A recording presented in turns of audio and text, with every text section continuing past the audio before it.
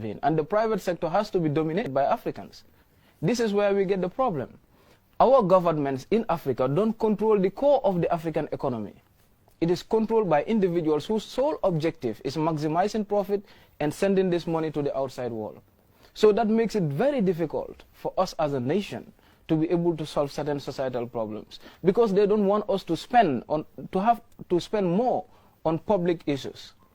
And that is where our development lies. How do we make sure that we change the education system? How do we make sure that we read books that entails the African value, the African reality, the African history?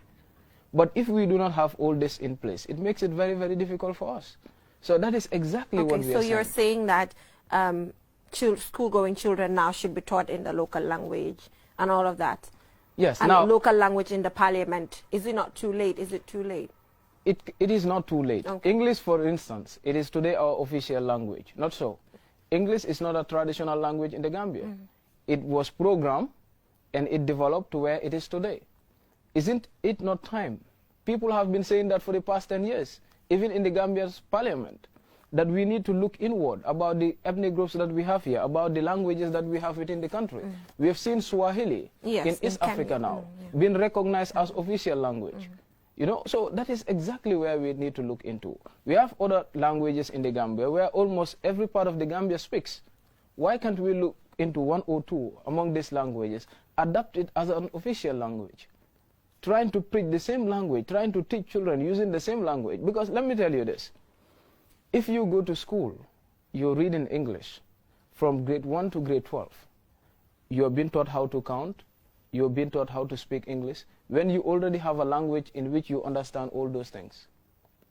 So wasn't it going to be easy for you to use 6 years of those periods learning about a particular skill, let's say leadership, let's say politics, let us talk about entrepreneurship, let us talk about agriculture and etc.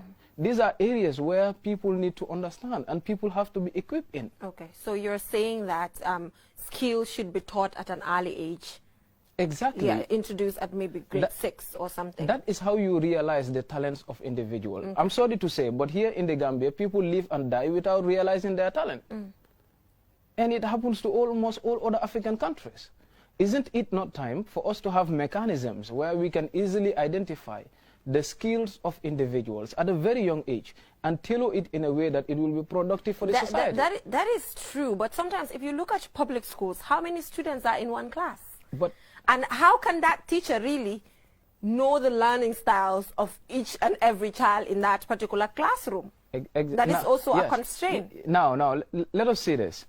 In the Western world that imposes this education system with us, there is no school that doesn't have career counseling.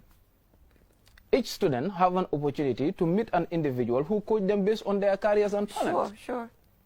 So how comes we are taking this bad style of teaching and education system from them and not seeing the actual things that they are doing? We have seen the Scandinavian countries today where they easily channel their kids in a way that they just develop a skill at a very young age. Before you reach grade 12, you can do something extremely well. Okay.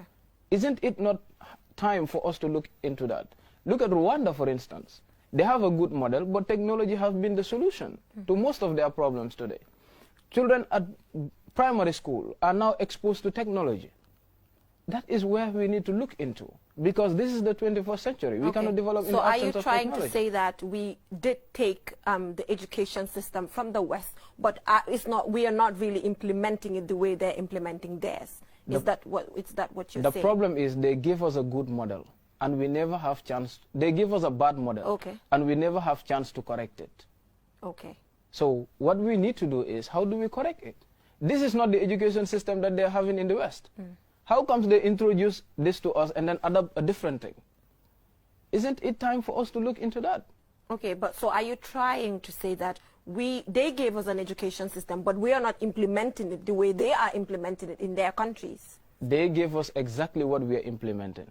Okay. They gave us exactly what we are implementing, because they understand that in order to dominate us, the education system must be defeated.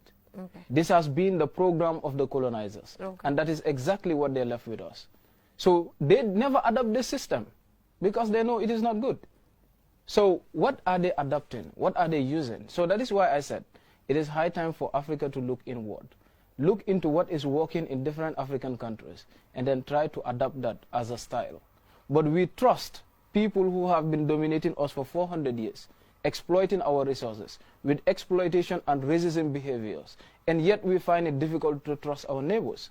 This is the question within the continent. It is high time for us to bridge the disconnection. These borders mean nothing. Even if I travel to Kenya today, I just recognize brothers and sisters in the streets. If you travel to Liberia today, you recognize brothers and sisters along the streets. So that is what we need to understand, and we build that as a nation. Okay. Usman, are you a socialist? I just want to give this as an answer. Okay. Because a kind of a question was asked to Nelson Mandela, and his response was that we don't care whether the cat is black or white as long as it can catch mice. Okay. So socialist, capitalist, communist, what I believe is an African model that is going to work for the African continent.